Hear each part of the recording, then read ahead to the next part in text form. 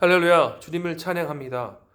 오늘 마태복음 4장 17절에서 25절 말씀 가지고 제자도는 밀착이다 라는 제목으로 함께 말씀 나누기 원합니다. 먼저 흥미로운 이야기를 한 가지 하며 시작하겠습니다. 성경의 권위와 관련된 이야기입니다. 1980년대 초반에 경기도 양평에서 있었던 일인데요. 제 나이가 한 2살 정도 됐을 때 일입니다. 1980년대 하면 이곳저곳 한국 교회가 부흥의 물결이 일어나고 교회들이 많이 성장하는 시기였다고 합니다. 그리고 그 당시에는 이곳저곳을 돌아다니시면서 교회를 개척하시는 그런 사역을 하시는 목사님들이 계셨다고 합니다. 지금도 그런 분들이 가끔 계시긴 합니다. 그렇게 경기도 양평 지역에 교회가 하나가 세워지고 거기에 이제 전도사님을 비롯해서 장로님들 교회가 조금씩 자라가고 복음이 그 마을을 이렇게 지배하기 시작했습니다. 그러나 어느 날 한 가지 일이 일어나게 됩니다. 저희 어머니는 믿는 가정에서 태어나셨는데요. 믿는 가정에서 자라셨는데요. 특히 외할머니가 큰 좋은 신앙을 가지고 계셨습니다. 우리 어머니가 시집을 오시면서 경기도 양평 시골에 오시면서 그 당시 이제 시골 하면 다들 이제 그 미신을 믿고 굿하고 집마다 신주단지 같은 거 다 있고 막 그럴 때인데 우리 어머니만 크리스찬으로서 우리 집에 시집을 오신 거죠. 그래서 제 나이는 2살이었고 마침 아버지가 서울에서 사업을 하시다가 이제 사업이 어려워서 가방 공장을 하셨다고 들었는데요. 이제 큰 손주는 저를 이제 어머니 등에 업혀서 시골에 내려 보낸 겁니다. 가서 그 사업 자금을 좀 부모님한테 좀 받아오라는 어떤 그런 안무의 사인이었던 거죠. 근데 마침 그렇게 어머니가 저를 안고 내려가 있으실 동안에 할머니가 밖에 나가서 밭일을 하고 돌아오시는데 어머니가 보시기에 얼굴이 창백하고 안색이 너무 안 좋다고 하십니다. 그래서 오시더니 계속 헛소리를 하시더래요. 그러면서 막 여러분 다 아시다시피 성경에 많이 나오는 그런 귀신 들린 것처럼 실제로 그리고 보니까 귀신 들렸던 거죠. 그래서 할머니도 놀라셨겠지만 할아버지도 모든 가족들이 놀라서 그 당시 시골에서 막 있었던 여러 가지 방법들을 통해서 이 귀신을 내어 쫓으려고 막 시도를 했다고 합니다. 그리고 옆집에 있는 할머니를 모셔와서 막 쌀이까지를 때리면서 나가라고 막 하기도 하고 그랬다고 합니다. 그럼 흥미로운 이야기가 여기서 시작되는데요. 우리 어머니께서 당시 교회를 다니시고 계셨다는 것을 우리 할아버지는 알고 계셨습니다. 그래서 어머니한테 이제 그 최후의 보루로 할아버지께서 가지고 어떤 최후의 방법으로 가지고 계셨던 것 같습니다. 근데 옆에 있는 할머니가 오셔가지고 옆집 아주머니가 오셔가지고 막 쌀이까지로 우리 할머니를 때리시면서 너 누구냐고 나가라고 막 하자 그 할머니 이 사탄의 이 마귀가 이 대답이 가관이었습니다. 저희 할아버지는 당시 이제 할머니가 돌아가실까봐 정말로 막 이상한 굵은 목소리 나고 막 힘도 막 장사고 막 이러니까 너무 놀라셔가지고 할머니 잃을까봐 막 겁에 질려 있으시고 막 그러셨는데요. 어쨌든 너 누구냐고 나가라고 하니까 그 귀신이 이렇게 얘기했답니다. 나 저 작은 집 첫째 분이다 이렇게 얘기했다는 거예요. 그러니까 우리 할아버지 동생이 있었는데 저한테는 작은 할아버지죠. 그 첫 번째 부인이 돌아가신 거예요. 그리고 지금 두 번째 부인하고 사시는데 그 첫 번째 부인이 자기라는 거예요. 그리고 할머니한테 들어왔다는 거예요. 그래서 그 옆에 쌀이까지로 때리시던 할머니가 말합니다. 너 그러면 왜 거기를 가지 여기를 왔느냐? 그랬더니 그 귀신이 이렇게 얘기했답니다. 거기는 예수가 있어서 무서워서 못 갔다고. 사정을 알고 보니까 두 번째 부인이신 분이 예수님을 믿는 분이셨어요. 작은 아버지 얘기 들어보니까 그 할머니께서 두 번째 부인이신 할머니께서 자기들에게 재밌는 이야기도 많이 해주시고 성경 이야기도 많이 해주시고 그러셨다고 하더라고요. 그 얘기를 듣고 우리 가족도 다 놀라고 그 옆에 있던 할머니들도 놀라고 아주머니도 놀라고 할아버지가 특히 놀라셔가지고 어머니한테 빨리 가서 교회 가서 전도사님들이랑 장로님들 모셔오라고. 그래서 다 같이 오셔가지고 다 같이 기도하고 할머니가 나으신 겁니다. 할렐루야. 그 이후부터 동네에 마을에 큰 파장이 분 거예요. 우리 가족도 다 교회를 나가기 시작하시고 그 주위에서 봤던 사람들도 다 교회를 나가기 시작하신 겁니다. 여러분 이 말씀을 어떻게 들으세요? 이게 사실입니까? 이게 사실입니까? 저희 어머니가 저에게 해준 말이에요. 어머니께서 직접 경험하시고 증인으로서 스스로 이제 어떤 권위를 찾아야겠죠. 어떤 증인으로서의 어떤 그런 권위가 있어야겠죠. 그 권위를 가지고 저에게 해주신 말씀입니다. 그러니까 저는 그 말을 들으면서 제가 직접 경험하지는 않았지만 그 말을 들으면서 그런 일이 있었구나. 그렇구나. 예수 그리스도의 이름에 권세가 있구나. 예수 그리스도께서 공중 권세 잡은 이 마귀 사탄을 물리치시는 그런 권세 있으신 분이구나. 죽음을 이기시고 병자를 치유하시고 생명을 낳게 하시고 다시 살리시는 그 권능 있는 그리스도시요 살아계신 하나님의 아들이구나라는 증언을 우리 어머니로부터 직접 듣고 받은 것입니다. 제가 경험하지 못했지만요. 제가 이 사실을 믿을 수 있을까요? 우리 어머니의 말씀을 믿을 수가 있을까요?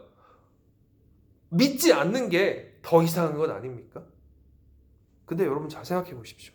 성경이 우리에게 해주고 있는 이야기가 이것과 다르지 않습니다. 저희 어머니가 저에게 해주는 이 말과 2000년 전에 있었던 사도들과 그리스도와 그것들을 보고 직접 경험하고 체험한 그 제자들이, 사도들이 우리들에게 적어서 주는 이 성경과 그 본질이, 그 증언 내용이 다르지 않다는 겁니다.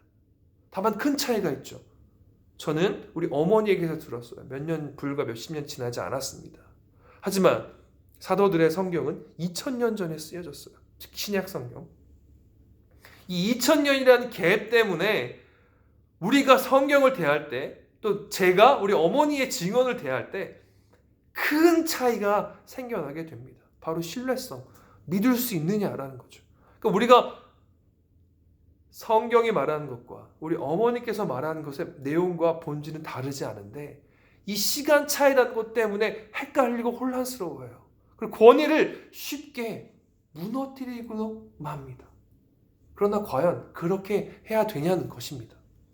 제가 어머니께 들은 이 증언을 제 아들들, 제 딸들에게, 또 제 딸들이 그 이야기를 너무 흥미롭게 듣고 또 자식들에게 이야기해주면 이 녀석들이 안 믿으면 마음이 어떻겠습니까? 제 마음이. 우리 어머니는 직접 보고 경험한 것을 나에게 이야기해 주었고 나도 그것을 직접 내가 신뢰할 만한 믿지 않는 것이 더 이상할 만한 어머니에게 듣고 그것을 알려주는데 이야기해 주는데 믿지 않는다면 신뢰하지 않는다면 그 마음이 얼마나 속상하겠습니까? 전혀 시간이라는 개념이 2000년이라는 이 개념이 성경의 권위, 성경의 증언의 어떤 무게감, 사실성, 확실성, 정확성을 결코 흔들 수 없다는 것입니다. 할렐루야.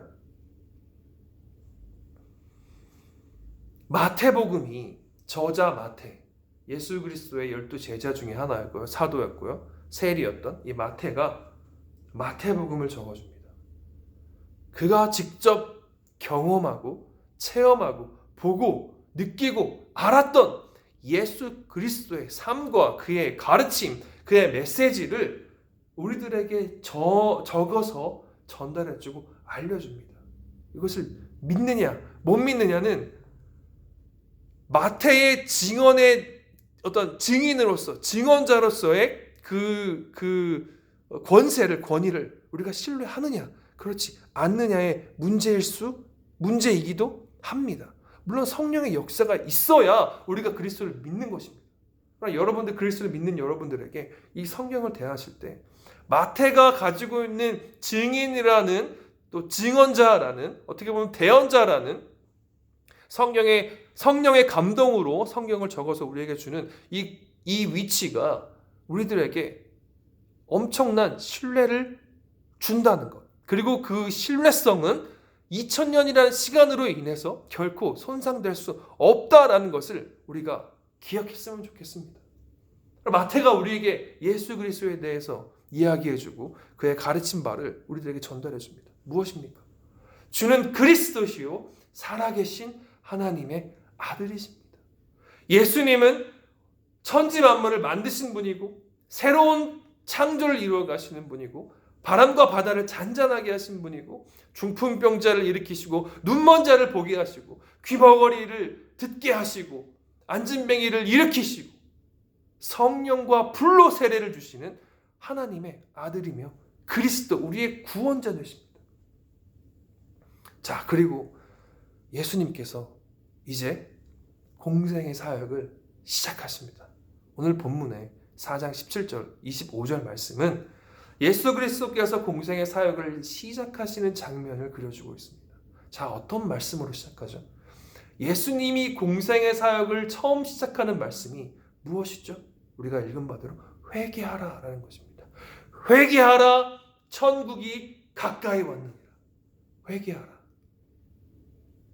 자, 회개하라는 것이 우리가 조금 오해하는 부분이 있는 것이 사실인 것 같습니다.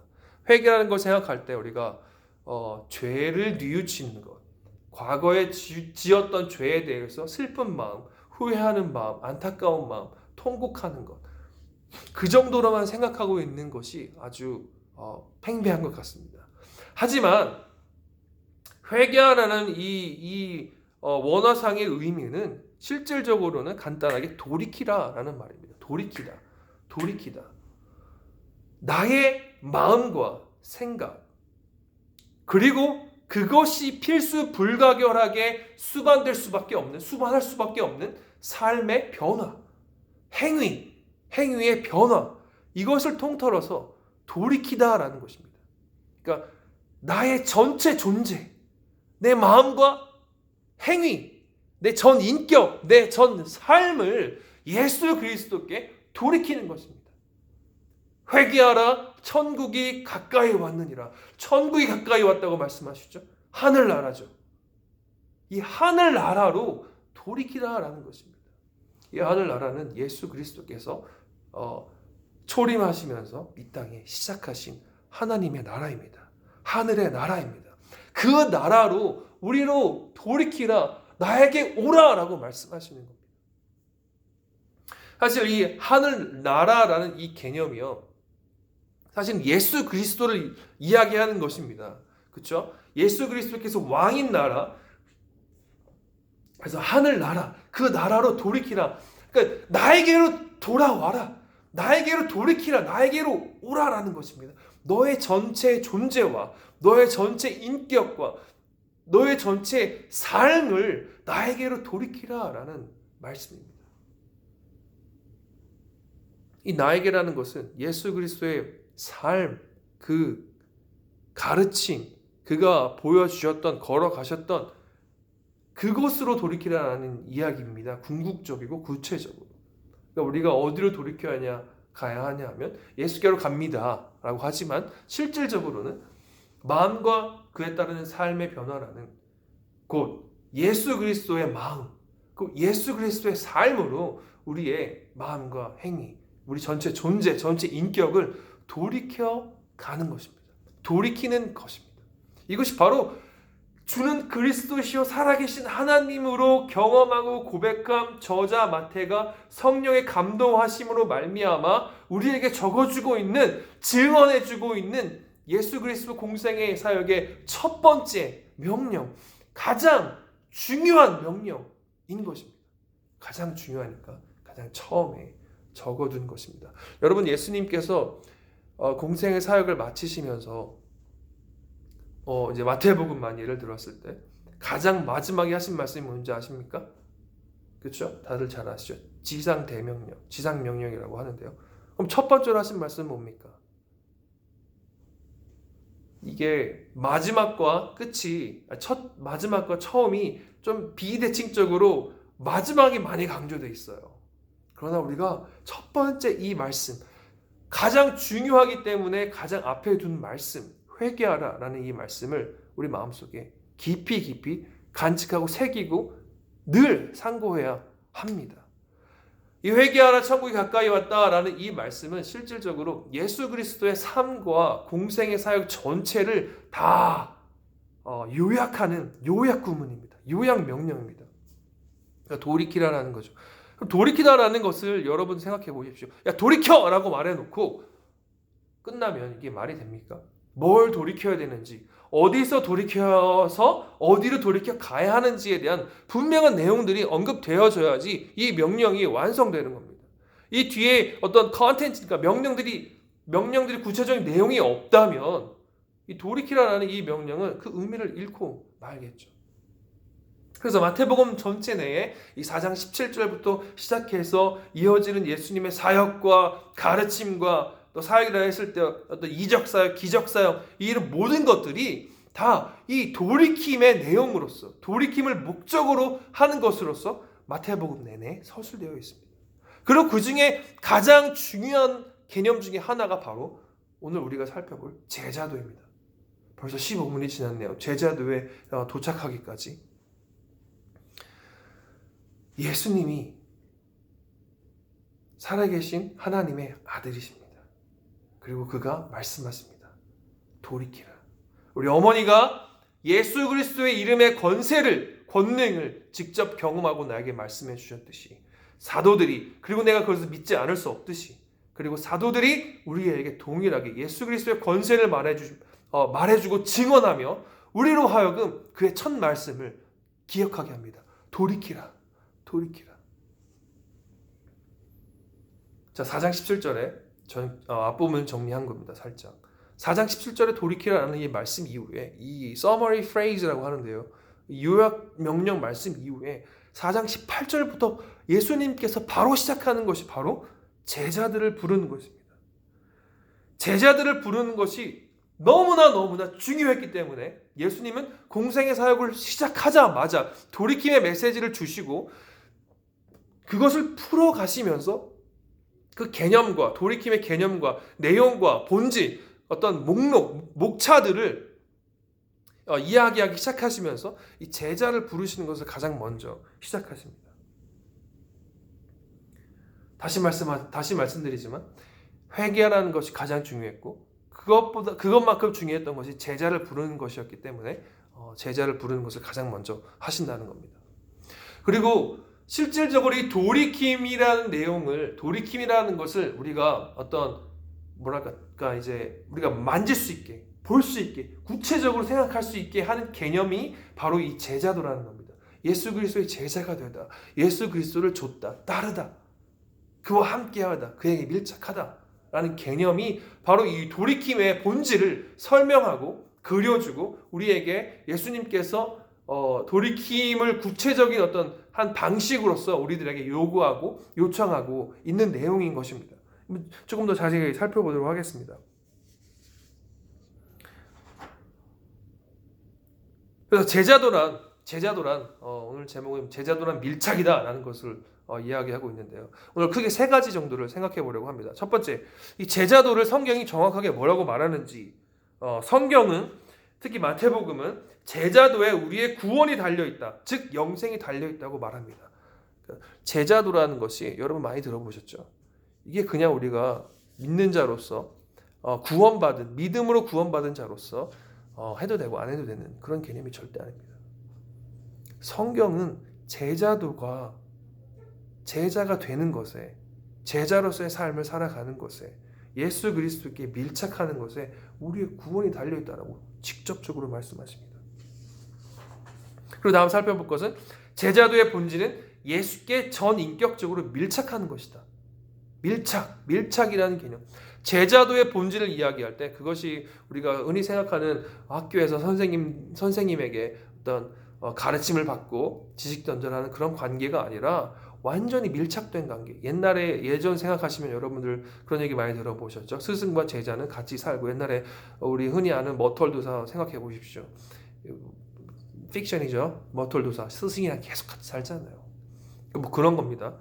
예를 들면, 그리고 이 제자도 예수 그리스도께 밀착한다는 것. 세 번째로 이 제자도는 구체적으로 어떻게 나타나냐 하면 바로 하늘에 계신 아버지의 뜻을 행하는 것.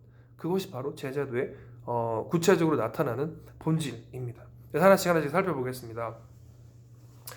자, 첫 번째, 성경은 예수님의 제자 되는 것에 우리의 하늘나라에 들어감, 구원이 달려있고, 곧 우리의 생명이 달려있고, 그래서 이 생명을 낳는 일이 가장 중요한 일이라고 말하며, 그래서 예수님은 공생의 사역을 시작하시자마자 가장 먼저 이 제자 부르시는 사역을 하시고, 마태는 그것을 가장 앞에 위치시키고 있다는 것입니다. 다시 말씀드립니다. 성경은 제자도에 우리의 구원, 즉 영생이 달려있다고 말합니다. 생명이 달린 문제이기 때문에 예수님은 제자 만드시는 일을 망설이지 아니하고 공생의 사역을 시작하자마자 바로 시작하십니다. 예수의 제자가 되는 것은 생명을 얻는 것이고, 예수님이 부르시는 것은 생명을 우리에게 주는 것입니다. 예수를 따르는 것, 예수께 나가는 것, 예수의 추종자, 제자, 가족이 된다는 것, 모두 다 생명이 달린 일입니다. 믿음으로 구원을 얻는다는 것이 많이 알려져 있고 우리에게 많이 이야기되어져 있습니다. 그러나 조금 더 포괄적인 개념인 제자가 된다는 것, 곧 예수를 따른다는 것, 예수께 가는 것, 이것을 구원의 방법으로 성경은 직접적으로 말씀합니다. 구원의 길로서 직접적으로 이야기합니다. 마태복음 오늘 본문 말씀 4장 17절 전에 4장 16절에 이렇게 말씀합니다. 흑암에 앉은 백성이 큰 빛을 보았고 사망의 땅과 그늘에 앉은 자들에게 빛이 빛이었도다 하였느니라. 그리고 4장 17절 25절이 시작됩니다. 회개하라, 나를 따르라. 회개로의 부르심, 제자로의 부르심, 사망에 있는 자들에게 예수께서 생명의 빛을 주시는 사역의 시작으로 이 제자도가 묘사되고 있는 것입니다. 예수의 제자가 된다는 것은 생명을 얻는 것입니다. 생명이 달린 일입니다. 그래서 예수님이 제일 먼저 하시고 유일하게 이 세상에 오셔서 하신 일입니다. 마태복음 11장 28절에서 30절 말씀 여러분 너무 잘 아시죠? 수고하고 무거운 짐진 자들아 다 내게로 오라. 내가 너희를 쉬게 하리라. 나는 마음이 온유하고 겸손하니 나의 멍에를 메고 내게 배우라. 그리하면 너희 마음이 쉼을 얻으리니 이는 내 멍에는 쉽고 내 짐은 가벼움이라 하시니라. 이 본문도 아주 중요한 제자도를 다루는 본문입니다. 내게 배우라. 예수께 배우다. 제자도에 관한 말씀이죠. 4장 19절에 우리 읽은 본문 말씀 중에 나를 따르라라는 말씀이 있죠. 제자들을 그렇게 부르시는 건데요. 나를 따르라라는 것과 같은 단어가 오늘 아까 방금 읽은 11장 28절 30절에 내게로 오라라고 번역되어 있습니다. 같은 단어입니다. 점치사를 어떤 것으로 사용했느냐에 따라서 해석이 완전 달라졌는데요. 번역이 완전 달라졌는데 같은 단어입니다. 나를 따르라. 내게 오라. 내게 배우라. 내게 오라가 그래서 내게 오면 내가 너희를 쉬게 하리라 라는 너의 마음이 쉼을 얻으리라 라는 말씀과 연결되어 있고 그 결과로서 제시되어지는데요. 여기 마음이라 번역된 단어 여러분 아실지 모르겠지만 영, 생명, 마음 등을 나타내는 헬라어 프시케라는 단어입니다. 그러니까 이게 단순히 너희 마음이 쉼을 얻는 문제가 아니라 실질적으로는 너의 영혼, 너의 영이 달린 문제를 지금 말씀하고 계시다라는 겁니다. 그리고 쉬게 한다. 쉬게 한다라는 이 단어, 안식한다라는 말인데요. 사실은 이 안식한다라는 말, 프시케 생명, 영혼 이것과 프시케 안식이라는 단어가 같이 사용됐는데 여러분 이거 두 조합만으로도 이 두 단어 조합만으로도 기억나는 성경의 장면이 있지 않으십니까? 저는 창세기 1장이 바로 떠오릅니다.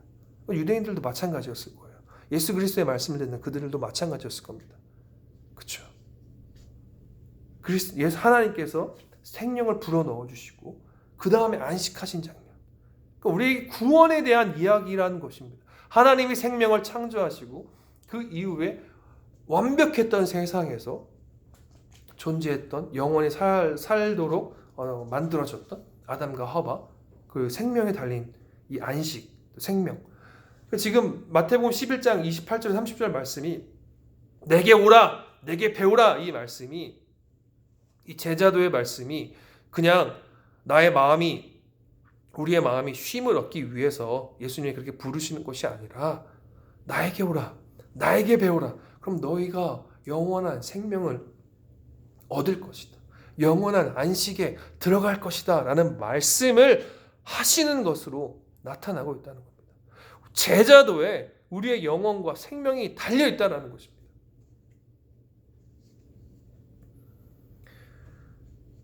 여러분 마태복음 19장 16절 하나 더 살펴볼게요. 다음으로 넘어가기 전에 여러분 다 잘 아시는 이야기입니다. 어떤 사람이 주께 와서 이르되 선생님이여 내가 무슨 선한 일을 하여야 영생을 얻으리이까? 그렇죠? 질문이 영생을 어떻게 얻느냐라고 시작됩니다. 그 이유들의 말씀들이 있지만 여러분 나중에 기회가 있으면 생각해 보도록 하고요. 21절 말씀의 마지막 말씀, 예수께서 이르실 때 내가 온전하고자 할진대 가서 내 소유를 팔아 가난한 자들에게 주라. 그리하면 하늘에서 보화가 내게 있으리라. 그리고 와서 나를 따르라 하십니다. 나를 따르라. 4장 19절과 같은 단어입니다. 나를 따르라. 어떻게 영생을 얻겠습니까? 라는 이 질문한 젊은 부자 청년에게 예수님이 결정적으로 답하십니다. 너 영생을 얻고자 하느냐? 나를 따르라. 나를 따르라. 예수를 따르는 것, 그의 제자가 되는 것이 우리의 영생을 얻는 방법이라고, 우리가 영생을 얻는 길이라고 성경이 단도직입적으로 구체적으로 말씀합니다. 제자도라는 것이 우리가 해도 되고 안 해도 되는 것이 아닙니다. 우리의 목숨이 달려있는 것이고 우리의 생명이 달려있는 것입니다. 예수의 제자가 되는 것.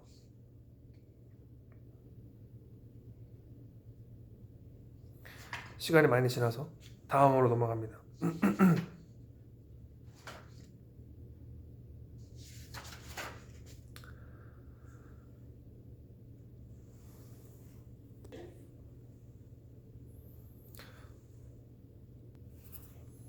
여러분, 이 세상에서 가장 중요한 일이 무엇입니까? 생명을 낳고 그것을 기르는 일 아니겠습니까? 생명을 소중하게 여기고 생명을 사랑하고 아끼고 그들을 구원하고 돌보는 것이 이 세상에서 가장 중요한 일 아니겠습니까? 이 세상에서 그 무엇과도 바꿀 수 없는 것이 한 사람의 생명이기 때문에 그 고결한, 그 고유한 가치로 인해서 이 세상의 그 어떤 일보다 이 생명을 지키고 기르는 일이 가장 중요한 것입니다. 예수님이 바로 같은 생각을 하고 계시는 겁니다.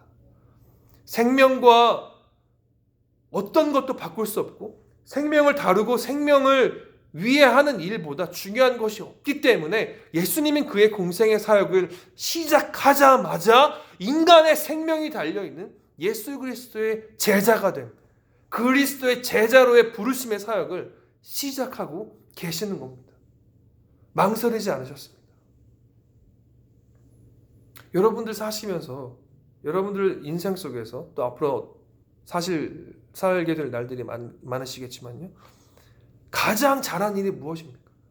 가장 중요하게 생각하는 일이 무엇입니까? 이건 나야. 이게 나다. 난 이거 자랑할 수 있어. 우리의 자랑은 그리스도 한 분뿐입니다만은 이게 나를 보여주는 거야. 나를 나타내는 거야. 이게 나 자신, 나 존재 자체야 라고 말할 수 있을 정도로 여러분들이 가치 있게 생각하시고 중요하게 생각하시는 여러분이 하신 일이 무엇이 있으십니까? 생각할 시간을 많이 드리지 않겠습니다. 저는 우리 딸들, 2딸 있는데요. 그 녀석들 낳고 기른 것입니다. 왜요? 생명을 낳고 생명을 유지하고 기르는 일이기 때문입니다. 다른 것이 중요하지 않습니다. 오해하지는 말아주십시오. 다른 것이 중요하지 않다는 것이 아니라 이것이 제가 살면서 가장 잘한 일, 가장 자랑할 만한 일, 가장 소중하게 생각하는 일이라는 것입니다. 왜요? 생명을 낳는 일이고 그것을 기르고 돌보고 케어하는 일이기 때문입니다. 우리 교회에서 무슨 일을 하는 겁니까? 하나님의 부름받은 자녀로서 마태복음 28장 최후 명령에 가서 제자 삼으라. 그들에게 아버지와 아들과 성령의 이름으로 세례를 주고 내가 가르친 바를 가르쳐 지키게 하라는 명령을 받고 그들에게 생명을 주는 제자의 사역, 제자 삼는 사역을 명령받은 우리가 하는 일이 무엇입니까? 우리의 자식을 낳는 것과 같이 그들의 생명을 유지하고 돌보는 일과 같이 가서 세상으로 한 영혼 한 영혼들로 그리스도를 전하고 복음을 전하고 돌이킴을 회개하고 그들에게 신뢰를 주는 그리스도에 대해서 신뢰하게 하는 믿게 하는 그의 그리스도의 삶과 그의 마음과 가치 하늘나라 가치로 저들의 삶을 저들의 전 인격 존재 자체를 돌이키게 하는 일 아닙니까? 그렇게 해서 그들이 생명을 얻게 하는 일 그것이 우리가 하는 일 아니겠습니까? 왜요? 그것이 가장 중요한 일이고 가장 고상한 일이기 때문입니다. 생명을 이 세상 그 무엇과도 바꿀 수 없는 너무나 중요한 것이기 때문입니다. 제자도는 우리의 생명이 달린 일입니다. 예수 그리스도를 따르는 것, 그의 제자가 되는 것, 우리가 해도 되고 안 해도 되는 것이 결코 아닙니다. 자, 두 번째, 제자도의 본질 한번 생각해 보려고 합니다. 예수의 제자가 된다는 것, 예수께 배운다는 것, 예수를 따른다는 것이 구체적으로 무엇이냐라는 것입니다. 그것이 어떤 본질을 가지고 있느냐, 그 개념이 무엇이냐라는 것을 우리가 한번 생각해 봐야 합니다. 왜냐하면 제자가 된다라고 했을 때 우리는 흔히 생각했을 때 학교에서 선생님과 학생들 그런 지식 전달 배우는 것 이것 이상으로 우리가 가지고 있는 개념이 없는 것 같습니다. 흔히 교회에서나 담임 목사님과 우리 성도들 사이 설교하고 말씀 배우고 가르치고 그 정도 할 수 있는데, 이 당시 이 원어 자체들도 그 제자도를 나타내고 있는 원어 자체들, 또 그 당시의 문화 이런 거 볼 때 이런 것에 대해서 이제 제자도의 본질이 뭐냐에 대해서 연구한 좋은 학자들이 있는데요. 그 사람들 중에 한 분이 이런 얘기했습니다. 제자도의 본질은 밀착이다. 밀착. 영어로는 adhesive. 그러니까 접착된다는 거죠. 완전. adhesive가 이제 adhesive죠. 우리 한글로 번역하면 그 순간 접착제 있잖아요. 그거를 adhesive라고 하더라고요. 그러니까 이제 완전 달라붙는 거죠. 밀착이라고 제가 번역을 했습니다. 제자도는 밀착이다. 그러니까 예수님께 완전히 밀착하는 겁니다. 이 말씀을, 이 개념을 잊지 말아 주시길 바랍니다. 예수께 밀착하는 것. 예수께 밀착해야 우리에게 생명이 있습니다. 우리가 구원을 얻을 수 있습니다. 우리의 전 인격이, 나의 전 존재가, 나의 전 삶이 예수 그리스도께 밀착하는 것에 제자도가 본질이고, 그것에 우리의 생명이, 우리의 영생이, 우리가 하늘나라에 가는 것이 달려있는 것입니다. 자, 이 밀착이라는 개념을 우리가 조금 더 풀어 설명해 드릴 텐데요. 자, 마태복음 1장 23절에 이런 말씀이죠. 보라, 처녀가 잉태하여 아들을 낳을 것이요 그의 이름은 임마누엘이라 하리라 하셨으니, 이를 번역한즉 하나님이 우리와 함께 계시다 함이라. 하나님이 나와 함께 하신다. 우리와 함께 하신다. 함께 하신다. 밀착한다. 어느 정도 개념이 좀 잡히시죠? 하나님이 우리와 함께 하신다는 거. 예수 그리스도께서 우리와 함께 하신다는 거예요. 그럼 제자 된다는 것, 그를 따른다는 것, 그에게 배운다는 것, 그에게 밀착해서 그와 함께 한다는 겁니다. 마태복음 12장 46절에서 50절 말씀 한번 더 보겠습니다. 그러니까 밀착이라는 개념이 어느 정도의 밀착이냐, 어떤 것이냐라는 것을 설명하는 겁니다. 예수께서 우리에게 말씀하실 때 그의 어머니와 동생들이 예수께 말하려고 밖에 섰더니 한 사람이 예수께 여짜오되, 보소서, 당신의 어머니와 동생들이 당신께 말하려고 밖에 서 있나이다 하니, 말하던 사람에게 대답하여 이르시되, 누가 내 어머니이며 내 동생들이냐 하시며 손을 내밀어 제자들을 가리켜 이르시되, 나의 어머니와 나의 동생들을 보라. 제자들에게요. 가족이라는 이미지를 가지고 제자들을 이야기합니다. 나의 가족이라고 이야기합니다. 누구든지 하늘에 계신 내 아버지의 뜻대로 하는 자가 내 형제요 자매요 어머니이니라 하시더라. 제자도의 본질이 뭐죠? 가족처럼 밀착해 있는 관계라는 겁니다. 가족처럼 같이 먹고 자고 싸고, 그렇죠? 완전 밀착해 있는 관계가 제자도예요. 이 그림으로 설명하는 겁니다.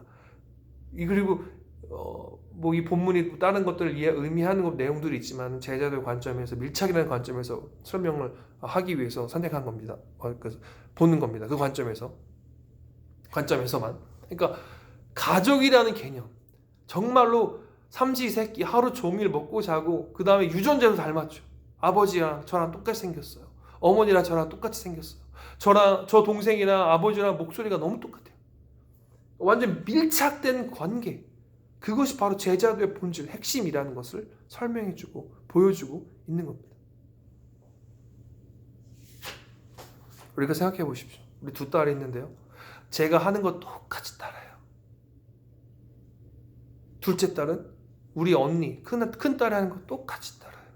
맨날 보고 듣는 게 바로 그런 거니까. 우리 딸이 그렇게 잘 집어던집니다. 누구를 보고 배워서요. 여기까지만 얘기합니다. 사생활이기 때문에.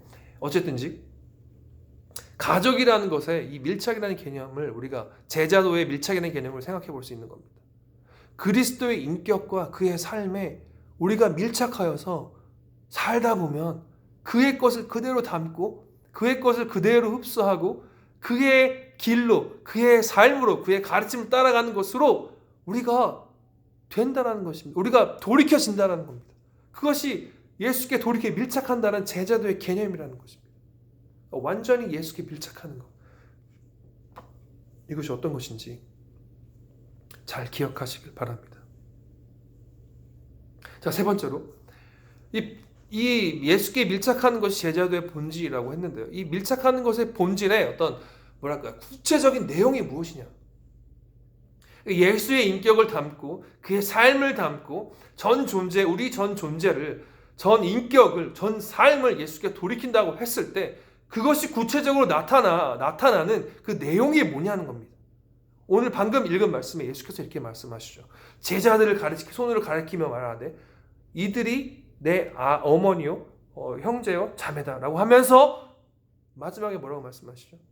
누구든지 하늘에 계신 내 아버지의 뜻대로 행하는 자, 그가 내 가족이다. 그들이 내 제자다라고 말씀하는 겁니다.